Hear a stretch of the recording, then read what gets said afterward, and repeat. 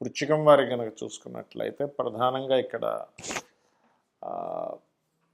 రాశి నుంచి పంచమ స్థానంలో శని యొక్క సంచారం జరుగుతుంది. మీకు పంచమ శని ఎటువంటి ఫలితాలు ఇస్తాడు? ఎంతసేపు ఇక్కడ బ్యాడే కాదు, మంచి ఫలితాలు కూడా జరుగుతాయి. అయితే ఈ యొక్క విషయాలు చెప్తుంది నేనైనప్పటికీ కూడా చెప్పిస్తుంది సాక్షాత్ లలిత అమ్మవారిగా భావిస్తూ. ప్రధానంగా ఈ పంచమ శని మీరు వ్యాపార లాభాలకు బాగుంటుంది. అంటే అలాగా తొందరపాటు పడి ఏది తీసుకోకపోవడం వల్ల కొంతవరకు బాగుంటుంది, కానీ మరీ ఎక్కువ పోస్ట్పోన్ చేయడం వల్ల కూడా మంచిది కాదు. పంచమ శని ఉన్నప్పుడు అంటే ఆలోచన స్థానంలో కూర్చున్నాడు కదా, అందుకని. కాకపోతే ఇది కొంచెం పంచమ స్థానం ఆలోచన, ఫ్రెండ్స్, ప్రేమ వ్యవహారాలు, సంతానం కూడా చెప్తారు. కాబట్టి సంతానం విషయంలో కొంచెం స్ట్రెస్ ఉండడము, కొన్ని నిర్ణయాలు ఫాస్ట్గా తీసుకోకపోవడం వల్ల కొన్ని ఇబ్బందులు రావడము, షేర్ మార్కెట్ లాంటి విషయాల్లో కూడా కొంతవరకు ఓవర్గా ట్రేడ్ చేయడం వల్ల కలిగేటువంటి ఇబ్బందులు అనేటువంటివి చూపిస్తున్నాయి. అయితే ఇక్కడ మీరు ఈ ఆలోచన స్థానంలో ఉండేటువంటి శని రెండవ స్థానాన్ని, ధనస్థానాన్ని కూడా వీక్షిస్తాడు. కాబట్టి ఫ్రెండ్స్కి లేకపోతే ఏదైనా షేర్ మార్కెట్లో మనీ పెట్టేటువంటి విషయంలో, ప్రేమించిన వారికి ఎవరికైనా మనీ హెల్ప్ చేసేటువంటి విషయంలో 1-4 సార్లు ఆలోచన చేయండి. అదేవిధంగా అన్నదమ్ములతో మంచి సఖ్యత, గతంలో ఏర్పడినటువంటి చిన్న మిస్అండర్స్టాండింగ్స్ కూడా క్లియర్ అవుతాయి. కొంచెం దీర్ఘకాలంగా కొంతవరకు ఆలోచించడం వల్ల అందులో ఎటువంటి సందేహం లేదు. కాకపోతే తల్లిగారిని ఎవరికి దానం ఇవ్వద్దని చెప్పాలి ఈ సమయంలో, ఎందుకంటే తల్లి స్థానం నుంచి రెండవ స్థానంలో శాటర్న్ సంచారం కాబట్టి. అదేవిధంగా గమనించినట్లయితే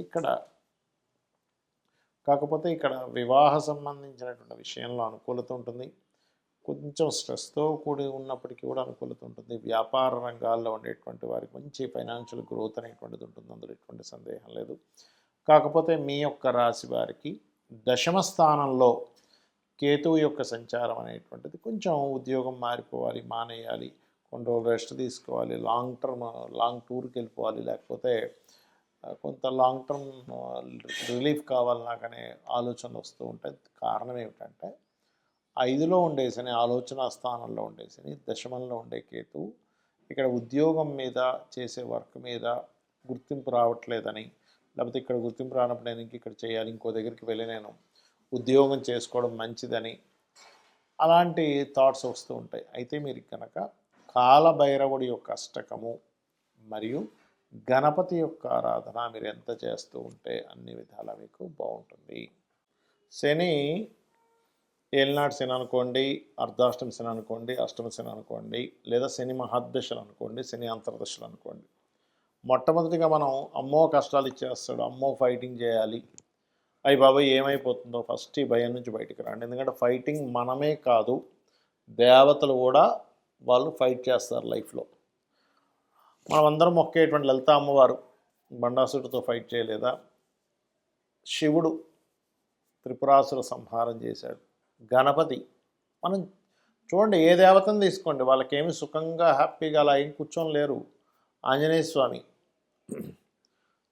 మనకి లంకకు 100 యోజనాల లంక ఇక్కడి నుంచి ఎగురుకుంటూ వెళ్ళి అక్కడ చాలా బీభత్సం చేసి మళ్ళీ వచ్చాడు.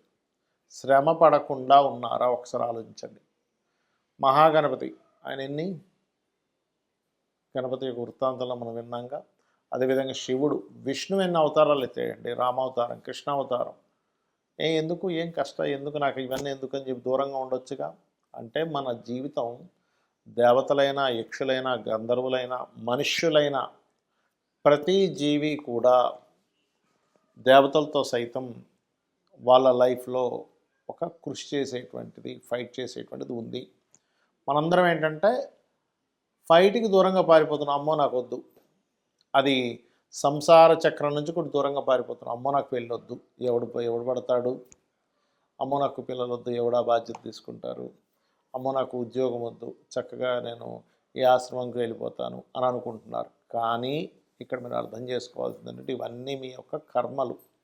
శని కర్మకారకుడు, కర్మను అందించడం మాత్రమే శని యొక్క బాధ్యత. అంతేగాని శని వస్తున్నాడు అనగానే అమ్మో ఏదో అయిపోతుంది, ఏదో మునిగిపోతుంది, ఏదో అయిపోతుందని కాదు ఇక్కడ మీరు అర్థం చేసుకోవాల్సింది. సాటర్న్ ఆల్వేజ్ టీచర్స్, అంటే మనకి ఒక విషయాన్ని నేర్పిస్తూ ఉంటాడు. మనకి చూడండి ఏదైనా కష్టం వచ్చినప్పుడే మనకి దానికి ఇంకొక మార్గం తెలుస్తుంది. ఒక రూట్లో వెళ్తున్నాము, ఆ యొక్క రూట్లో వెళ్తున్నప్పుడు అక్కడ ఉండేటువంటి ప్రాంతం బ్లాక్ అయింది. అప్పుడు మనం ఇంకొక మార్గం గుండా వెళ్ళి గమ్యాన్ని చేరుకుంటాం. అంటే గమ్యం చేరుకోవడానికి కొన్ని ఆటంకాలు ఏర్పడితేనే మీకు మరొక కొత్త రూట్ తెలుస్తుంది. కొత్త రూట్కి వెళ్తున్నప్పుడు మీకు జ్ఞానం పెరుగుతుంది. అలాగే లైఫ్లో కూడా ఒక ఉద్యోగం పోయింది, ఇంకో ఉద్యోగం వస్తుంది. లేదా ఇంకోటి ఏదో కష్టం పడుతున్నాం, ఫైనాన్షియల్గా ఇబ్బంది వస్తుంది, అప్పుడు ఇంకో ఫైనాన్షియల్గా ఇంకెలా సంపాదించాలని తెలుస్తుంది. కాబట్టి ఏంటి, శని ఆల్వేస్ కర్మకారకుడు, లాభాలకు కారకుడు, ఉద్యోగానికి కారకుడు, ఆయుష్కి కారకుడు. ఈ పాయింట్ ఆఫ్ వ్యూలో ఆలోచించండి. శని ఎప్పుడు కూడా మనం ఎక్కువగా శ్రమ పడుతూ ఉంటే మనల్ని ప్రత్యేకంగా ఆయన ఇబ్బంది పెట్టేది ఉండదండి. నిత్యము మీరు పని చేసుకుంటూ ఉండండి, ఏదో ఒక పని, ఖాళీగా ఉండకుండా మీకు ఖచ్చితంగా బాగుంటుంది. అయితే శని యొక్క ప్రభావం తగ్గడానికి మీరు చేయవలసిన దేవతా ఆరాధనలు ఏంటో చెప్తాను.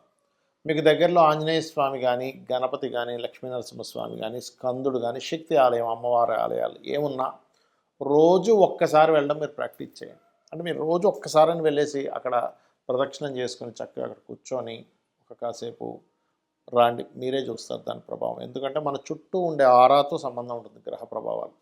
ఎప్పుడైతే మనం ఒక పాజిటివ్ ఆరాలోకి ఎంటర్ అయ్యామో నెగటివ్ ట్రిగరింగ్ అనేది తగ్గిపోతుంది. పాజిటివ్ ట్రిగర్ అంటే మనకి ఏమంటే ఒక్కసారిగా గుడికి వెళ్తే అన్ని కష్టాలు పోతాయో కాదు, మీరు ఎలా హ్యాండిల్ చేయాలి, మీ మనసు, మీ ఆలోచనలు అన్నీ కూడా క్లియర్ అవుతాయి, గుర్తుపెట్టుకోండి. అలాగే మరొక విషయం ఏంటంటే, దీంతోపాటు మీకు దగ్గరలో గోశాలలు ఉంటే గోశాలకు వెళ్తూ ఉండండి. గోశాలలకు వెళ్ళే గోవుల యొక్క ఎనర్జీ కూడా కంప్లీట్ పాజిటివ్ ఎనర్జీ, గుర్తుపెట్టుకోండి. అదేవిధంగా దీంతోపాటు మీరు కొంచెం ఏమవుతుంటుందంటే ఏలినాటి శని, అర్ధాష్టమి శని, అష్టమ శని, శని దశలో ఉన్నప్పుడు మనిషికి తెలియకుండానే ఒక బద్ధకము, ఒక లేజీనెస్, ఒక పోస్ట్పోన్ చేయాలనే తత్వం ఇస్తూ ఉంటుంది. కాబట్టి ఒక టబ్బులో వాటర్ తీసుకొని అందులో గోరువెచ్చని నీళ్ళు తీసుకొని అందులో కాస్త కల్లుప్పు వేసి అందులో కాళ్ళు పెట్టి అట్లా కూర్చోండి కాసేపు. అది మరీ వేడి కాళ్ళు కాలిపోయే అంటే కాదు, గోరువెచ్చని నీళ్ళు. మీరు చూస్తారు, మీరు తెలియకుండానే ఒక నెగటివ్ ఎనర్జీ బయటకు పోతున్న ఫీలింగ్ మీకు వెంటనే సెకండ్స్లో తెలుస్తూ ఉంటుంది.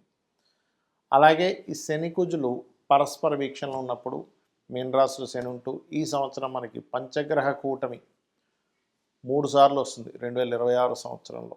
జనవరిలో ఒకసారి, ఫిబ్రవరిలో 2 సార్లు, మరి చతుర్గ్రహ కూటమి 2 సార్లు వస్తుంది. అంటే ఎప్పుడూ కనీ విని ఎరగనటువంటిది వస్తుంది. కాబట్టి ప్రపంచవ్యాప్తంగా కనీ విని ఎరుగని వింతలు చూస్తాము. గ్రూపులుగా, అది ఉగ్రవాదులే అనుకోండి, రాజకీయ నాయకులే అనుకోండి, గ్రూప్స్గా ఏర్పడడం చూస్తాము. గ్రూప్స్గా ఏర్పడి జయాల్ని వాళ్ళు జయం పొందడం అనేటువంటిది చూస్తాం. వైరస్లు చూస్తాం. అదేవిధంగా అగ్ని ప్రమాదాలు, యాక్సిడెంట్లు, అటాక్లు, ఇట్లాంటివన్నీ ఉన్నాయి. కాబట్టి మీరు ఇంటి నుంచి బయలుదేరేటప్పుడు ఎక్కువగా గుంపులుండే ప్రదేశాలు ఎక్కువ తిరగకండి. ఇంటి నుంచి బయలుదేరేటప్పుడు ప్రధానంగా మీరు, ఎందుకంటే ఇది 1 సంవత్సరంన్నర పాటు ఉంటుంది కాబట్టి మీ ఇష్టదైవాన్ని తలుచుకొని బయలుదేరండి. అమ్మవారు మిమ్మల్ని రక్షించి తీరుతుంది. అదేవిధంగా గోశాలకు వెళ్ళి గోవులకి బెల్లము, క్యారెట్స్ తినిపిస్తూ ఉండండి. చండీ పారాయణం చేయండి, చండీ వినండి. అన్ని విధాలా మీకు బాగుంటుంది. శ్రీమాత్రే నమః.